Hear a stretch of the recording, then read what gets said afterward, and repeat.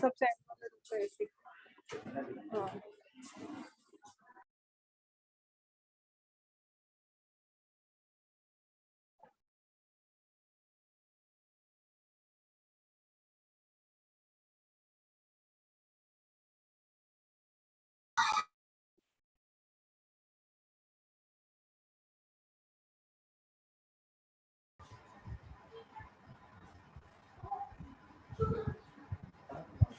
अस्सलाम वालेकुम मैम। वालेकुम सलाम बच्चे, 2 मिनट्स वेट करते हैं।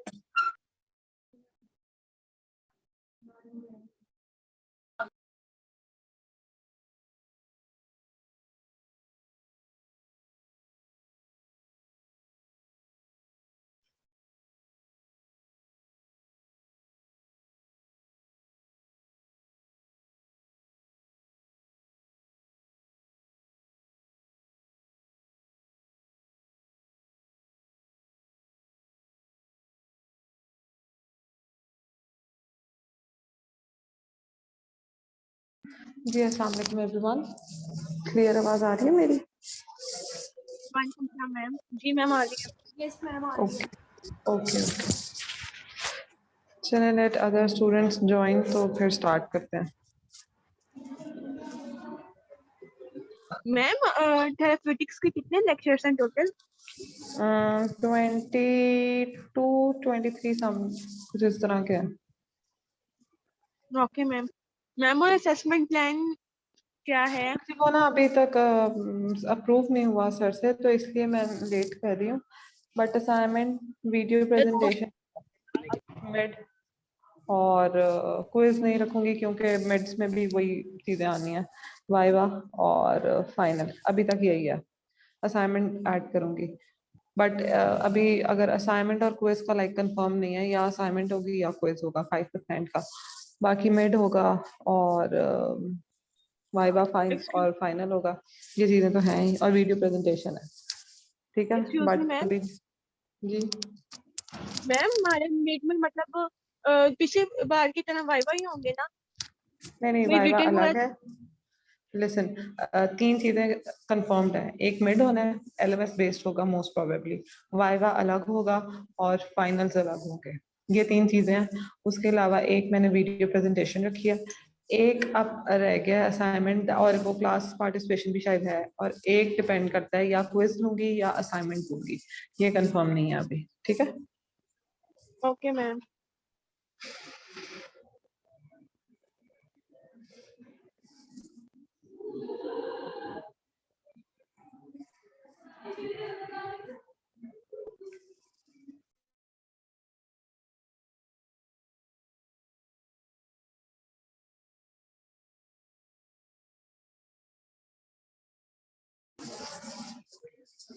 चलें जी स्टार्ट करते हैं।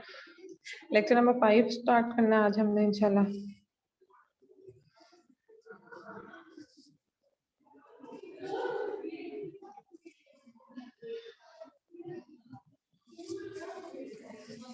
ओके दी, ये भी चैप्टर 4 की कंटिन्यूशन है, लेक्चर नंबर 5। कुछ याद है लेक्चर नंबर 4 में हमने क्या पढ़ा था? Yes ma'am, range ma'am of हमने मोशन रेंज पढ़ी ऑफ थी, उसके मोशन के बाद बारे में उनके पढ़ा था, टाइप्स उसकी पढ़ी थी टाइप्स पढ़ी और थी, कौन से फैक्टर्स उसे अफेक्ट करते हैं, इसके बारे में वन पढ़ा बाय था, वन बताओ। इंडिकेशंस पढ़ी थी। ठीक हो गया। आप लोगों को मैंने कहा था कि ठीक हो गया। आप लोगों को मैंने कहा था कि मूवमेंट्स चेक कर लीजिएगा, रेंज ऑफ मोशंस जो भी हैं वो चेक किए थे। यस मैम की थी। ओके, क्लियर था? इजी है, काफी इजी है। यस मैम, ये ऑलरेडी भी पढ़ा हुआ है। हाँ, ये आपकी काइनी वगैरह में ये सारे बेसिक्स बायोमैकेनिक्स वगैरह में पढ़ते ही आ रहे हैं। एमएमटी का चीजें हैं ये, ठीक हो यस गया। Ma'am. Anyhow, now we will start lecture number 5 की चैप्टर नंबर 4 ही है। इसमें हमने today we will mean to study mobility, flexibility, stretching, indications and contraindications of stretching, and types of stretching. Now, what is mobility? The term mobility can be described on 2 different parameters: functional range of motion and functional mobility. अगर हम layman language में लें तो we just say कि mobility, a person, if a person is mobile, अगर वो move कर रहा है तो that means कि उसमें mobility है। मोबिलिटी को थेरा में 2 तरीके से डिवाइड किया जाता है। One is functional range of motion and the second is functional mobility. अगर फंक्शनल रेंज ऑफ मोशन की बात हो रही है तो दैट मीन्स कि मोबिलिटी की ही बात हो रही है। So functional range of motion क्या है? The ability of structures or segments of the body to move or be moved to allow the presence of range of motion for functional activities. कि active और passive movement दोनों allowed हैं body parts की या body structures की या body segments की, जो भी रेंज ऑफ मोशन अवेलेबल है वहां पे मूवमेंट करवानी है ताकि हम कोई ना कोई फंक्शनल एक्टिविटीज परफॉर्म कर सकें. फंक्शनल एक्टिविटीज आपकी जो आइडियल्स होते हैं, बेसिक्स होती हैं, उनको कह रहे होते हैं. ठीक है, तो वो मूवमेंट्स जो available presence range of motion में हम करवाते हैं टू परफॉर्म फंक्शनल एक्टिविटीज, चाहे वो एक्टिव करवा रहे हो चाहे वो पैसिव करवा रहे हो, that is your functional range of motion. Next is your functional mobility. Functional mobility कहते हैं the ability of an individual to initiate, control or sustain active movements of the body to perform simple to complex motor skills. अब functional में हमारे पास कोई limitation नहीं थी कि सिर्फ active ही होनी है. functional में हम पैसिव भी करवा सकते हैं, एक्टिव भी करवा सकते हैं. फंक्शनल मोबिलिटी में ये है कि अ पर्सन की जो एक्टिव रेंज है, एक्टिव मूवमेंट है और उसकी capability to initiate, control and sustain. Initiate भी करवाना है, कंट्रोल भी करवाना है और सस्टेन भी करना है ताकि वो सिंपल टास्क भी कर सके और कॉम्प्लेक्स टास्क भी कर सके. That is your functional mobility. That to initiate, control और सस्टेन. एक मिनट अजान हो ले, then we will continue.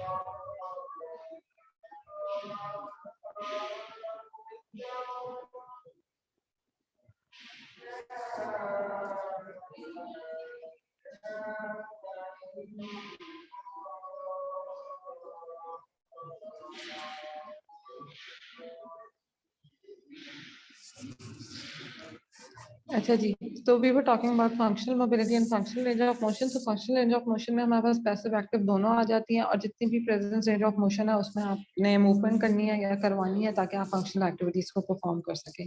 Whereas functional mobility में हमारे पास सारे कंपोनेंट्स आते हैं कि एक्टिव मूवमेंट होनी चाहिए, इनिशिएशन, कंट्रोल और सस्टेनेबिलिटी की एबिलिटी होनी चाहिए ताकि हम सिंपलर टास्क भी कर सकें और कॉम्प्लेक्स मोटर स्किल्स भी, हम फाइन मूवमेंट्स भी कर सकें. Now requirements for normal mobility. Normal mobility के लिए हमारे पास क्या रिक्वायरमेंट्स होनी चाहिए कि एक पर्सन है, उसने एक मोबिलिटी करनी है तो उसकी एंड्योरेंस अच्छी हो, उसकी स्ट्रेंथ अच्छी हो और उसका न्यूरोमस्कुलर कंट्रोल अच्छा हो. Now can someone tell me what is muscular endurance? किस कोई बता सकता है? to perform task. Ma'am, ability of muscle to perform task rapidly. नहीं, मसल एंड्योरेंस बेसिकली कहते हैं कि रेपिटेशंस विदाउट गेटिंग फटीग। ऐसा नहीं है कि आप थक रहे हो, आप सांस ले रहे हो, आप रेस्ट कर रहे हो और फिर आप अपनी रेपिटेशंस कर रहे हो 1 से 5 तक की, फिर आपने थोड़ा सा सांस लिया, फिर 6 से 10 तक की। ये मस्कुलर एंड्योरेंस नहीं है। एक दफा मूवमेंट करनी है, रेपिटेटिव मूवमेंट करनी है without getting fatigue. For example 1 से 7 तक आपने की है और आप उसमें फटीग नहीं हुए, तो वो 1 से 7 तक आपकी मस्कुलर एंड्योरेंस है। जब आप फटीग हो गए, आपने रेस्ट पीरियड ले लिया, आपने दोबारा से स्टार्ट की, तो आपकी दोबारा से वो एंड्योरेंस स्टार्ट हो जाएगी। ठीक हो गया। सो मस्कुलर एंड्योरेंस स्ट्रेंथ आपकी पावर होती है और न्यूरोमस्कुलर कंट्रोल कि ब्रेन का मसल्स के साथ या बॉडी के साथ कितना कंट्रोल है ना। मस्कुलर एंड्योरेंस और मसल स्ट्रेंथ, ये मैं एक एडिशनल बताती जाऊँ, आप लोगों ने पहले भी पढ़ा हुआ है, रिवाइज करवा रही हूँ कि अगर हमने एंड्योरेंस इंक्रीज करवानी है तो हम किस टाइप की एक्सरसाइज करवाएंगे? Any idea? मैम रेजिस्टेंस वाली मैम कराएंगे ना? स्ट्रेंथनिंग एक्सरसाइजेस करवाएं। नहीं बच्चे, एंड्योरेंस एक्सरसाइजेस और स्ट्रेंथनिंग में यही डिफरेंस है कि जब आपने स्ट्रेंथनिंग की पहले बात कर लेते हैं, जब आपने स्ट्रेंथनिंग मसल स्ट्रेंथ को इंप्रूव करवाना है तो हमने स्ट्रेंथनिंग एक्सरसाइजेस करवानी है। स्ट्रेंथनिंग एक्सरसाइजेस का मतलब होता है कि हमने रेजिस्टेंस एक्सरसाइजेस करवानी है। रेजिस्टेंस ट्रेनिंग करवाएंगे तो स्ट्रेंथ प्रोड्यूस होगी। ठीक हो गया। ये हमारी होती है मसल स्ट्रेंथनिंग के लिए। अगर हमने किसी के एंड्योरेंस को इंक्रीज करना है, एंड्योरेंस का मतलब है कि उसका फटीग का पॉइंट लेट लेकर आना है, तो हम उसकी रेपिटेशंस ज्यादा करेंगे। So high repetitions, low resistance movements आपकी मस्कुलर एंड्योरेंस बढ़ाते हैं। High repetition and low resistance, whereas high resistance and low repetitions आपकी मस्कुलर स्ट्रेंथ बढ़ाते हैं। एग्जाम्पल के साथ कर देते हैं मैम ये कि अगर रिपीट कर हम, दीजिएगा। जी मैं बता रही हूँ कि अगर रनिंग मैंने किसी की इंक्रीज करनी है, एक बंदा है जो रनिंग में थक जाता है, ठीक है, और उसकी एंड्योरेंस नहीं है, उसकी फटीग जल्दी आ जाती है। ऑलराइट, अब इसमें क्या है कि फटीग हमने खत्म करनी है, तो दैट मीन्स हमने उसकी एंड्योरेंस ज्यादा करनी है, तो हम उसकी रेजिस्टेंस को कम करेंगे, उसकी वेट बेयरिंग एक्सरसाइजेस कम करवाएंगे और उसकी रेपिटेशंस ज्यादा करवाएंगे। हम उसको ज्यादा रनिंग करवाएंगे, हम उसके पॉइंट्स सेट कर देंगे कि आपने यहाँ से स्टार्ट होना है, वहां पे स्टॉप करना है, फिर आपने दोबारा स्टार्ट करना है, स्टॉप करना है, फिर स्टार्ट करना है, फिर स्टॉप करना है, मतलब कि रेपिटेशंस ज्यादा करवा रहे हैं। इसमें कोई रेजिस्टेंस ट्रेनिंग नहीं हो रही। जब ऐसा होगा तो हमारा एंड्योरेंस इंक्रीज होगी, फटीग का पॉइंट लेट आएगा। ऑलराइट, वेयरएज अब आपके पास एक एथलीट आया है जो कि वेट लिफ्ट नहीं कर सकता, उसकी स्ट्रेंथ ही नहीं है मसल की, तब हम क्या करेंगे? हमने उसको बार बार नहीं कहना कि उठाओ रखो, उठाओ रखो, उठाओ रखो, रेपिटेशंस पे हमने जोर नहीं देना। हमने उसकी वेट ट्रेनिंग, रेजिस्टेंस करानी है। पहले हमने 1 kg उठवाना है उससे, जब वो 1 kg उठाने लग जाएगा हमने 2 kg पे ले आना है, फिर 3 kg पे ले आना है, फिर 4 kg पे, मतलब कि उसकी रेजिस्टेंस ट्रेनिंग करवानी है, स्ट्रेंथनिंग करवानी है। सो मसल स्ट्रेंथ के लिए आपके पास हाई रेजिस्टेंस, लो रेपिटेशंस होनी चाहिए, और मस्कुलर एंड्योरेंस के लिए आपके पास हाई रेपिटेशंस, लो रेजिस्टेंस होनी चाहिए exercises. Got my point? Yes ma'am. ये ओके, ये एक एक्स्ट्रा बात थी, ठीक है। तो मैं आप लोगों को ये बता रही थी कि नॉर्मल मोबिलिटी के लिए हमारे पास एंड्योरेंस अच्छी होनी चाहिए, स्ट्रेंथ अच्छी होनी चाहिए और न्यूरोमस्कुलर कंट्रोल अच्छा होना चाहिए। Now we have 3 types of mobilities. एक हमारी नॉर्मल मोबिलिटी हो गई, एक होती है हाइपोमोबिलिटी, एक होती है hyper mobility. As the name indicates, hypo means less, so decrease mobility और रिस्ट्रिक्टेड मोबिलिटी और motion is known as hypomobility. क्या हमारे अगर मोबिलिटी कम हो रही है due to any reason, that is known as hypomobility. Now what are the factors, yeah, what are the reasons that contribute to restricted motion? Prolonged immobilization, के for example किसी की इंजरी हुई है और उसकी सर्जरी हुई है और उसको पीओपी लग गया। पीओपी लगने से क्या होता है? प्लास्टर लगने से क्या आपका जो भी बॉडी पार्ट होता है या बॉडी सेगमेंट होता है वो इमोबिलाइज हो जाता है। अब इमोबिलाइजेशन की वजह से क्या हुआ है कि जब आपका कास्टर उतरता है तो मसल्स आपके टाइट हुए होते हैं, जॉइंट्स पे आपकी टाइटनेस आई होती है, तो आपकी मोबिलिटी जो है, लास्ट में बात है, एक चीज टाइट है तो उसकी मोबिलिटी कम होगी एज कम्पेयर टू एक चीज फ्लेक्सिबल है, नॉर्मल है, तो उसकी मोबिलिटी ज्यादा होगी। तो उसकी मोबिलिटी कम हो जाती है। Yes. Then you have sedentary lifestyle. Sedentary lifestyle में यह है कि जितनी कोई बंदा जितना एक्टिव होगा उसकी मूवमेंट्स उतनी अच्छी होंगी। आपने जिम्नास्टिक्स देखे हैं, उनकी मोबिलिटी हमसे बहुत ज्यादा होती है बिकॉज उनकी बहुत एक्स्ट्रा एक्टिव लाइफस्टाइल होता है और डेफिनेटली उनकी एनाटॉमी बॉडी की भी डिफरेंट होती है, इलास्टिसिटी ज्यादा होती है। तो सेडेंटरी लाइफस्टाइल जितना होगा उतनी आपकी मोबिलिटी रिस्ट्रिक्ट होती जाएगी, क्योंकि आप ऑल द टाइम बेड पे बैठे रहोगे, आप काम नहीं करोगे, आप उठोगे नहीं, जॉइंट्स मूव नहीं करेंगे, जॉइंट्स को आदत नहीं होगी कि रेंजेस आपने इंक्रीज करनी है, सो मोबिलिटी कम हो जाएगी। Postural misalignment and muscle imbalance. अच्छा, किसी जगह पे अगर पोस्चरल मिसअलाइनमेंट हो रही है, सो पोस्चरल मिसअलाइनमेंट में क्या होता है कि एग्जांपल देती हूँ कि किसी का पोस्चर ठीक नहीं है नेक का, ठीक है, उसकी फॉरवर्ड नेक है। अब फॉरवर्ड नेक से क्या हुआ कि उसके मसल्स नेक के सारे टाइट हो गए। टाइट मसल से क्या हुआ कि उसको पेन फील होती है। पेन की वजह से क्या होता है कि वो अपना मोशन रिस्ट्रिक्ट कर लेता है, वो अपनी मूवमेंट नहीं करता। सो इनडायरेक्ट हमारे पास postural misalignment and muscle imbalances की वजह से रिस्ट्रिक्टेड मोशन आ गया, क्योंकि मसल्स टाइट, एक जगह के मसल्स टाइट हो गए, एक के वीक हो गए। जो टाइटेंड मसल्स हैं उनमें भी प्रॉपर मोबिलिटी नहीं होगी, जो वीकेंड मसल्स हैं उनमें भी अच्छी मोबिलिटी नहीं होगी, उनमें स्ट्रेंथ नहीं होगी। तो उससे क्या होगा, मोर ओवर पेन होगी। जब पेन होगी तो क्या होगा कि आपकी जो मूवमेंट है वो रिस्ट्रिक्ट हो जाएगी। Then you have impaired muscle performance, के लाजमी बात है मसल में वीकनेस आ रही है तो भी आपकी मोबिलिटी जो है वो कम होगी, क्योंकि हमने पहले ही पढ़ा कि हमें क्या चाहिए, फ्लेक्सिबिलिटी, वो एंड्योरेंस भी चाहिए, स्ट्रेंथ भी चाहिए। देन टिश्यू ट्रॉमा अगर हुआ हो, टिश्यू ट्रॉमा में ये है कि एक पार्ट ही इंजर्ड हो गया, टिश्यू इंजर्ड हो गया तो भी मोबिलिटी नहीं होगी। लास्ट हमारे पास होता है कंजेनिटल और एक्वायर्ड डिफॉर्मिटीज। कंजेनिटल और एक्वायर्ड डिफॉर्मिटीज में ये होता है कि एक बाय बर्थ ही अगर प्रॉब्लम आ रही है, किसी की फ्लेक्सिबिलिटी नहीं है, किसी के जॉइंट्स में कोई इशू आ रहा है, किसी की लेग लेंथ डिस्क्रिपेंसी आ रही है, कुछ भी इशू आ रहा है, तो उससे भी आपकी जो मोबिलिटी है वो डिक्रीज कर जाएगी। तो these are the factors that contribute to your hypomobility. Next आपके पास आ जाता है flexibility. Flexibility is the ability to move a single joint or series of joints smoothly and easily through an unrestricted pain-free range of motion. के pen free range of motion में कितनी आप movement करवाते हो और आपके जॉइंट्स जो हैं वो कितना मूव करते हैं, दैट इज योर फ्लेक्सिबिलिटी। अब फ्लेक्सिबिलिटी हर पर्सन की वेरी कर रही होती है नेचुरली। किसी की फ्लेक्सिबिलिटी बहुत ज्यादा होती है, किसी की फ्लेक्सिबिलिटी बहुत नॉर्मल होती है, किसी की कम होती है।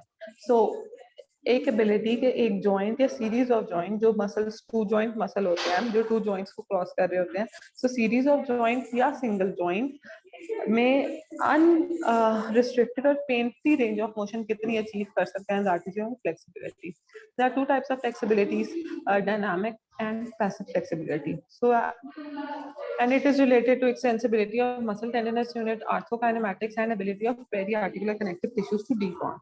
So आपकी flexibility किस पे depend कर रही होती है, आपके मसल और टेंडन यूनिट्स जो है उनकी एक्सटेंसिबिलिटी क्या है, आर्थ्रोकाइनेमैटिक्स के जॉइंट्स की मूवमेंट और जॉइंट्स की स्टडी क्या है, बायोमैकेनिक्स ठीक है, एनाटॉमी ठीक है, फिजियोलॉजी ठीक है, और ability of periarticular connective tissues के जो जॉइंट के सराउंडिंग में टिश्यूज हैं उनकी एबिलिटी ठीक है कि अगर वो स्ट्रेच हो तो वो स्ट्रेच हो जाएंगे, वो बिल्कुल खराब तो नहीं हो जाएंगे, उनमें इतनी कैपेबिलिटी है या नहीं है। So these three factors are related to your flexibility. अब हमने बात की थी टाइप्स की। सो एक डायनामिक फ्लेक्सिबिलिटी होती है, एक पैसिव फ्लेक्सिबिलिटी होती है। जो डायनामिक फ्लेक्सिबिलिटी है, that is the degree to which an active muscle contraction moves the body segments. Basically इसमें और कोई भी डिफरेंस नहीं है। डायनामिक फ्लेक्सिबिलिटी के एक्टिव मूवमेंट कितनी होती है, पैसिव फ्लेक्सिबिलिटी के पैसिवली कितनी होती है। एग्जांपल दे लेते हैं, फ्रोजन शोल्डर का पेशेंट आपके पास आया। अच्छा, फ्रोजन शोल्डर में क्या होता है कि पेशेंट को ना पेन होने लग जाती है एक सर्टेन रेंज पे आके, उसकी मूवमेंट की कैपेबिलिटी होती है, मतलब उसका जॉइंट मूव कर सकता है, या फ्रोजन शोल्डर की बात नहीं करते, किसी और की टेंडनाइटिस कर लेते हैं। टेंडनाइटिस में क्या है, पेन आ जाती है। अब पेन से क्या होता है कि फॉर एग्जांपल मेरे पास एक पेशेंट आया टेंडनाइटिस के साथ आया, सुप्रास्पाइनेटस का टेंडनाइटिस हुआ है उसको। अब वो कह रहा है कि मैं 0 से 70 तक लेकर जाता हूँ, उससे आगे उससे नहीं लेकर जाया जाता। सो जो 0 से 70 तक वो लेकर जा रहा है, that is the dynamic flexibility. अब उसके जॉइंट्स में कोई प्रॉब्लम नहीं है, वो सिर्फ पेन की वजह से अपनी मूवमेंट रिस्ट्रिक्ट कर रहा है। तो जो फिजियोथेरेपिस्ट होता है वो 70 से आगे उसकी मूवमेंट करवाने की कोशिश करता है। जब वो 70 से आगे मूवमेंट करवाता है तो जॉइंट्स अभी ओपन पैक होते हैं, तो वो थोड़ी सी मूवमेंट और कर जाता है, 70 से 90 तक आ जाता है। सो वो जो 70 to 90 वाली फ्लेक्सिबिलिटी है, that is your passive flexibility. ठीक है, दैट मीन्स कि जॉइंट स्ट्रक्चर्स में प्रॉब्लम नहीं है। फ्रोजन शोल्डर में मैं बता रही थी कि जो फ्रोजन शोल्डर होता है उसमें जॉइंट एक्फ्यूजन हुई होती है, तो डायनामिक फ्लेक्सिबिलिटी जितनी होती है, समझ लो 0 से 60 तक लेकर गया, तो बहुत कम चांसेस होते हैं कि 60 से आगे जा सके पैसिव फ्लेक्सिबिलिटी, क्योंकि उसकी जॉइंट फ्यूजन हुई होती है। थोड़ी बहुत चली भी जाती है बट आगे नहीं जाती, क्योंकि जॉइंट फ्यूज हुआ होता है तो जॉइंट मूव ही नहीं कर सकता। चाहे आप पैसिव कर लो, एक चीज हार्ड हुई हुई है उसको आप मूव नहीं कर सकते, बट एक चीज अगर सॉफ्ट है या उसमें कोई बोनी ब्लॉक नहीं है तो फिर आप उसको मूव करवा सकते हो जस्ट बिकॉज ऑफ पेन, अगर कोई issue. So dynamic and passive flexibility समझ आ गई। नेक्स्ट वी मैम हैव इसका मतलब कॉन्ट्रैक्ट। ये है कि डायनामिक में जो हम मूवमेंट परफॉर्म करवा रहे होते हैं, एक्टिव मूवमेंट, वो फुल रेंज ऑफ मोशन में परफॉर्म होती है, और पैसिव में सिर्फ एक लिमिटेड तक होती है और एक्सटर्नल फोर्स से फुल में जाती है। देखो, जो फुल रेंज ऑफ मोशन कह रहे हो ना, full range of yes motion वो होती है कि आप पैसिव को भी कवर करते हो। देखो ना, मेरी मूवमेंट, मेरी लेग है, अब मेरे हैम्स टाइट है, ठीक है, यस मैं लेग उठाऊंगी 0 से 30 तक चली जाएगी, उससे आगे मैं कहूंगी नहीं मुझे तो बहुत पेन हो रही है, ये हो रहा है, वो हो रहा है। मगर फिजियोथेरेपिस्ट जब उसको उठा के थोड़ा सा सपोर्ट देके ऊपर करेगा तो वो 50 तक भी जा सकती है, ठीक है ना। तो मेरी यस जो रेंज यस ऑफ मोशन है, जो फुल रेंज ऑफ मोशन है, वो बेसिकली 0 से 50 तक है। मगर एक्टिव यस कॉन्ट्रैक्शन वाली क्या रेंज है, 0 से 30, वो मेरी डायनामिक फ्लेक्सिबिलिटी है, और 30 से ऊपर जो फिजियोथेरेपिस्ट ने करवाई है वो मेरी पैसिव फ्लेक्सिबिलिटी है। यस फुल ओके रेंज वो होती है जो दोनों को मिला के आती है, एंड ओके रेंज। ठीक हो गया।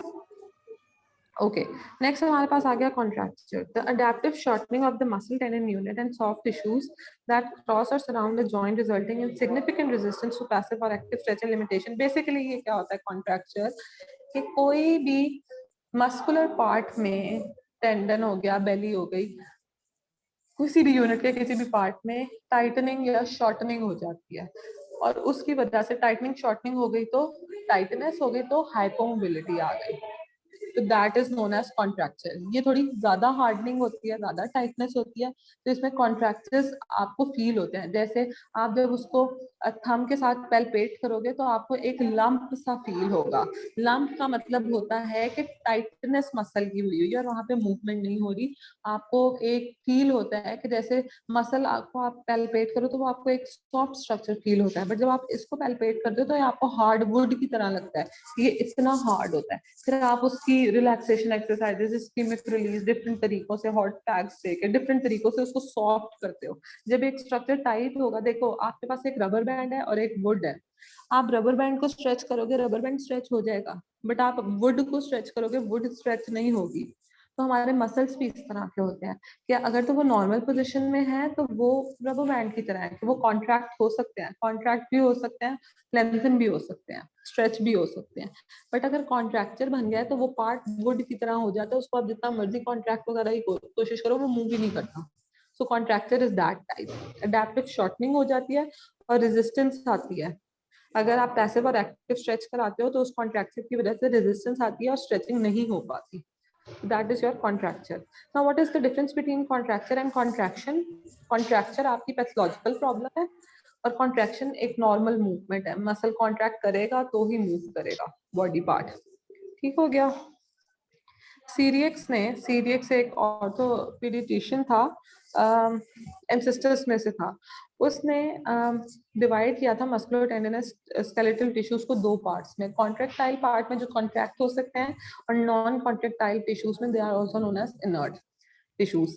तो कॉन्ट्रैक्टाइल में आपके पास क्या आता है, मसल फाइबर्स आते हैं, मसल बेली टेंडन, टीनो पेरियोस्टियल जंक्शन आता है, सब मस्कुलर बर्सा आ जाते हैं और तीनों ऑशियस जंक्शन आ जाते हैं। इनर टिश्यूज में आपके पास आ जाते हैं capsule, ligament, bursa, articular surface, synovium, dura bone. ये चीजें जो है ये कॉन्ट्रैक्ट नहीं होती। जो आपकी मसल टेंडन है, मसल बेली है, जो टीनो पेरियोस्टियल जंक्शन है आपका, ये सारी चीजें आपकी कॉन्ट्रैक्टाइल है, मतलब ये कि कॉन्ट्रैक्ट हो जाती है। ठीक हो गया। जो टीनो ऑशियस जंक्शन है और बर्सा है, ये नीचे एमसीक्यू है। तीनों ऑस्टियस junction and bursa are place in each of the subdivisions, मतलब कि वो कॉन्ट्रैक्टाइल में भी इंक्लूड होता है, वो इनर्ट में भी इंक्लूड होता है, क्योंकि उनकी क्लोज प्रॉक्सिमिटी है कि वो कॉन्ट्रैक्टाइल नेचर भी शो करते हैं, और वो इतना ज्यादा कॉन्ट्रैक्ट भी नहीं करते बेसिकली, और मगर थोड़ा बहुत कर भी रहे होते हैं, तो वो कॉन्ट्रैक्टाइल में भी आ जाते हैं और नॉन कॉन्ट्रैक्टाइल में भी आ जाते हैं। ठीक हो गया। नेक्स्ट आपके पास, अच्छा ये एक जनरल इंफॉर्मेशन दी हुई है कि सम ऑफ द मसल्स आर, हमारे पास बॉडी में कुछ मसल की डिवीजन्स हैं, कुछ मसल्स हैं जो कि प्रोन है, उन्होंने टाइटनेस होनी है, कि वो मसल्स को अगर आप ज्यादा वर्क करवाओगे तो वो टाइट हो जाएंगे, and some of your muscles are prone to weakness, उनमें टाइटनेस बहुत कम होती है। सो जो आपके पोस्चरल मसल्स होते हैं, जो एंटी ग्रेविटी मसल्स होते हैं, they are prone to tightness, जैसे गैस्ट्रोकेनिमस और सोलियस है। अगर आपके पास पेशेंट्स आएंगे ना, यूजुअली टाइटनेस के साथ आएंगे, उसकी वीकनेस के साथ नहीं आएंगे, तो एक नेचुरल है ये। जो फिजिक मसल्स होते हैं वो फटीग भी जल्दी कर जाते हैं, फास्ट ट्विच होते हैं, ये जो पोस्चरल होते हैं ये स्लो ट्विच होते हैं, लेट फटीग करते हैं। तो ये जो फिजिक मसल्स होते हैं ये प्रोन होते हैं वीकनेस के लिए, तो ये चीज बस याद रखिएगा। Now we have types of contractures. Types of contractures में we have myostatic contractures, pseudomyostatic contractures, arthrogenic contracture, fibrotic contracture and irreversible contracture. What is myostatic contracture? Myostatic contracture में कोई पैथोलॉजी नहीं होती बेसिकली, बस आपकी सिग्निफिकेंट लॉस हो जाता है रेंज ऑफ मोशन का, जैसे कि पेन हुई, पेन को पैथोलॉजी आ जाती है, आप पीओपी के बाद देख लो इमोबिलाइजेशन हुई है या सेडेंटरी लाइफस्टाइल है, तो उसमें क्या होता है कि आपके कॉन्ट्रैक्चर्स बनने लग जाता है, पैथोलॉजी बॉडी में कोई नहीं है, बट आप मूवमेंट ही नहीं करा रहे एक चीज की, जब आपके मसल्स जॉइंट मूव ही नहीं कर रहे, एक ही जगह पड़े हुए हैं, तो किसी जैसे हम फंगस नहीं लग जाता खाने पीनों को, जब हम किसी चीज को यूटिलाइज नहीं करते तो वो वेस्ट होना स्टार्ट हो जाता है।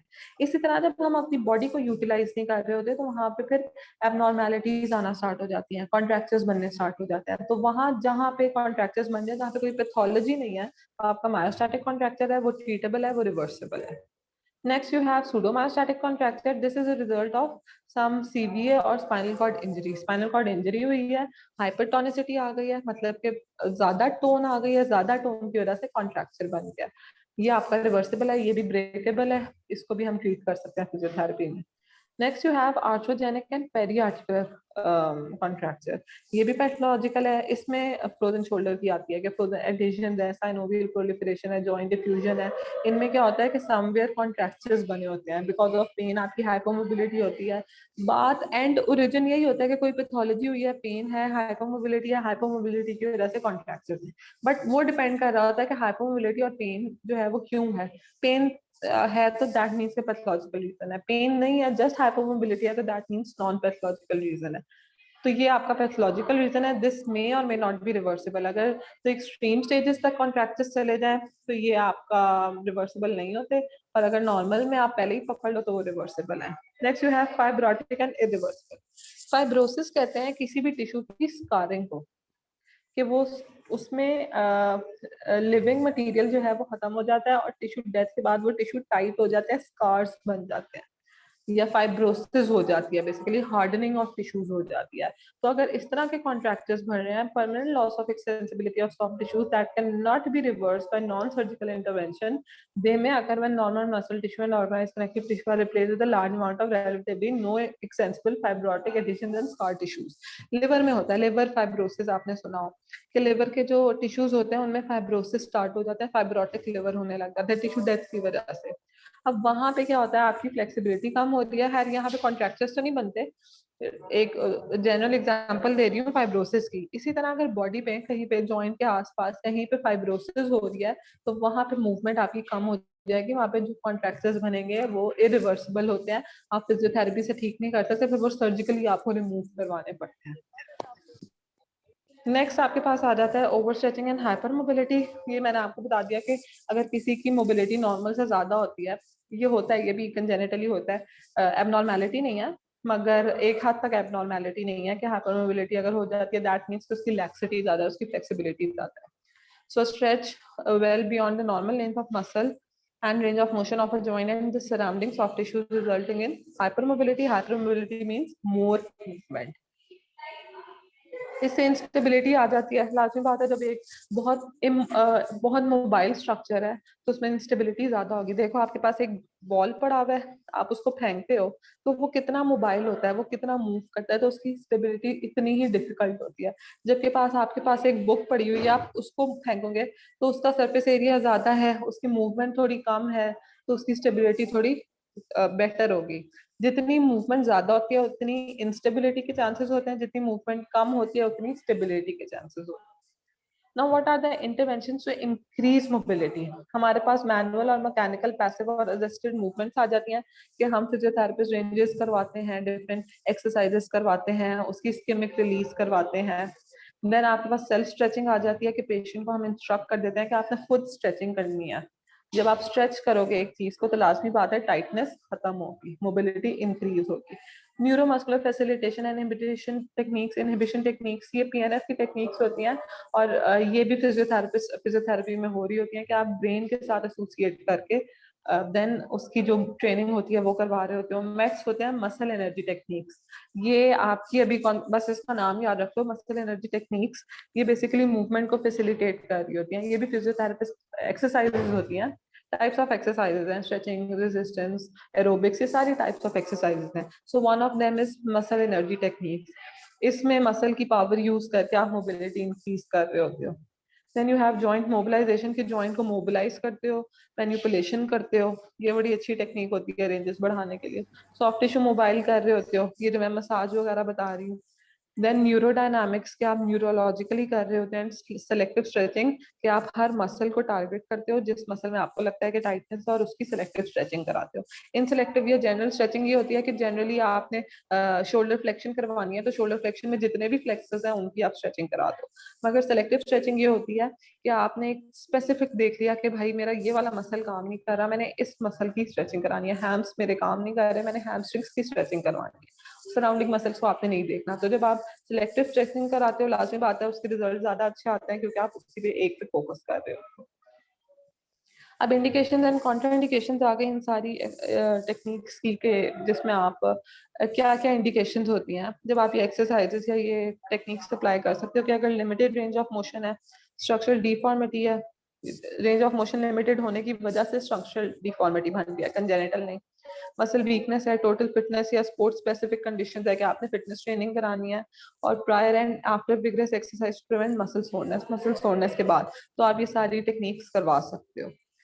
कॉन्ट्राइंडिकेशन क्या है? बोनी ब्लॉक है। अगर बोनी ब्लॉक है और आप ये एक्सरसाइजेस करवा रहे हो तो इसका कोई फायदा नहीं है। एक बोन की वजह से रिस्ट्रिक्शन आई हुई है, जब तक वो रिमूव नहीं होगा तब तक आपकी कोई नहीं होगी। रीसेंट फ्रैक्चर, ये जो हैशटैग है ये फ्रैक्चर का साइन है। रीसेंट फ्रैक्चर है, एक्यूट इन्फेक्शन है, शार्प एक्यूट पेन है, हीमाटोमा बना हुआ है कि ब्लड का कोई क्लॉट श्लॉट है या कोई इस तरह की फॉर्मेशन हुई है, हाइपर मोबिलिटी है, या सॉफ्ट टिश्यूज का जो पैरालिसिस के साथ सॉफ्ट टिश्यूज हुए हैं, ये सारी कॉन्ट्रा इंडिकेशन है।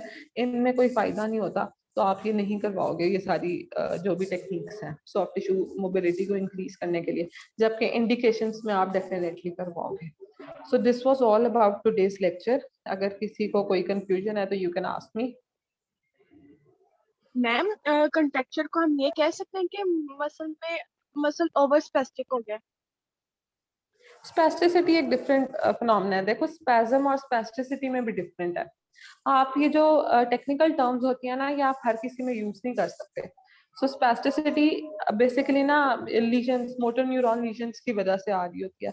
तो वो देखो कॉन्ट्रैक्चर में मोटर न्यूरॉन लीजन का होना जरूरी नहीं होता, तो आप उसको स्पैस्टिसिटी के साथ रिलेट नहीं कर सकते। अपने आप को समझाने के लिए कह सकते हो, क्योंकि हम स्पैस्टिसिटी को कहते हैं टाइटनेस। ठीक है ना, हम जो हमारी लेमन लैंग्वेज में हम कहते हैं कि भाई हमारे मसल बहुत स्पास्टिक हो गए हैं, स्पास्टिसिटी आई हुई है, तो दैट मीन्स कि हमारा मतलब होता है कि मसल्स टाइट हुए हैं। मगर अगर हम टेक्निकली देखें, मेडिकली देखें, तो spasticity due to pathological reasons होती हैं, अपन मोटर न्यूरॉन लीजन्स की वजह से आ रही होती है। तो हम स्पास्टिसिटी को कॉन्ट्रैक्टर के साथ रिलेट नहीं कर सकते। ठीक हो गया? Okay ma'am. मैम कंट्रैक्शन में मतलब मसल एक पूरा सॉलिड होता है, ऐसे ही होगा ना? देखो नहीं, आपका मसल है, एल्बो पे आप देखो तो आपको टेंडन्स फील होते हैं। एल्बो पे आप हाथ लगाओ, आपको सख्त सख्त टेंडन्स थोड़े थोड़े फील होते हैं।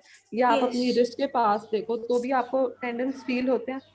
अब यही टेंडेंस अगर टाइट हो जाए तो यहाँ पे अभी आप हाथ लगा के पैल्पेट करोगे ना, आपको थोड़ी थोड़ी मोबिलिटी फील होगी या थोड़ी सॉफ्टनेस फील होगी।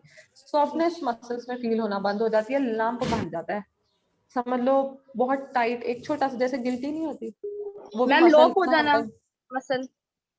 पूरा मसल नहीं होता, मसल का थोड़ा सा पार्ट होता है, ठीक है ना। ओके कि मैम। आपको फील होता है कि वो टाइटनेस, आप जब उसको पैल्पेट करते हो तो वो इतना सा थोड़ा सा पार्ट आपको, समझ लो एक पॉइंट जितना पार्ट आपको फील होता है कि कॉन्ट्रैक्चर बना हुआ है। फिर हम देखते हैं तो वो हर जगह पे बने होते हैं, आपको फील होते हैं। मल्टीपल कॉन्ट्रैक्चर्स हो सकते हैं, सिंगल मैम कॉन्ट्रैक्चर मतलब हो सकता है, इसको फिक्स्ड शॉर्टनिंग कह सकते हैं ना? इसको बस आप कॉन्ट्रैक्चर ही कहेंगे, इसको फिक्स शॉर्टनिंग भी नहीं कहेंगे, अडेप्टिव शॉर्टनिंग है, फिक्स नहीं है, मैम अडेप्ट ठीक है, होके शॉर्टनिंग ओके। है, ठीक है। You can say that adaptive shortening, but ये फिक्स नहीं है बिकॉज दिस इज रिवर्सिबल, ठीक है। इरिवर्सिबल भी होते हैं, रिवर्सिबल भी होते हैं, ठीक हो गया। मैम ये मैम ट्रिगर पॉइंट्स होते होंगे। नहीं, ट्रिगर पॉइंट्स डिफरेंट होते हैं। ट्रिगर पॉइंट्स में आपको पेन आती है, मोबिलिटी कम नहीं होती। कॉन्ट्रैक्चर्स देखो, एक और तरीका बताती हूँ। अब आप रबर बैंड की एग्जांपल लो, रबर बैंड आपका स्ट्रेच हो रहा है।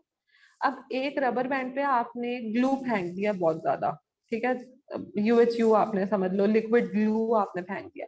अब वो वाला पार्ट हार्ड हो जाएगा, ठीक है ना, उसमें स्ट्रेचिंग डिफिकल्ट हो गई, अंडरस्टैंड यस। कर रहे हो।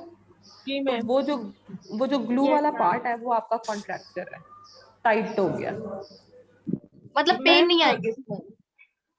जो आपके ट्रिगर पॉइंट्स होते हैं ना, वो मस्कुलर नॉट्स होती हैं, यहाँ पे शॉर्टनिंग हुई हुई है, देयर इज अ डिफरेंस, ठीक ओके है, मैम। मैम ठीक है। मतलब किसी भी मैम मसल या लाइक टेंडन पे शॉर्टनिंग जगह की जगह वजह से लंप कोई होगा। डिफॉर्मिटी हो जाए, लाइक शॉर्टनिंग हाँ हुई है, टाइटनेस हुई है और वो डिफॉर्मिटी कॉज कर रही है, तो वो कॉन्ट्रैक्चर है, उसमें मसल टेंडन जॉइंट सब आ रहे हैं। हाँ जी, आप लोगों को सिंपल समझ क्यों नहीं आ रहा? अगर मैं कॉन्ट्रैक्चर कह रही हूँ कि अडेप्टिव शॉर्टनिंग हो रही है, एक मसल यूनिट है, रुको एक मिनट, किधर गया,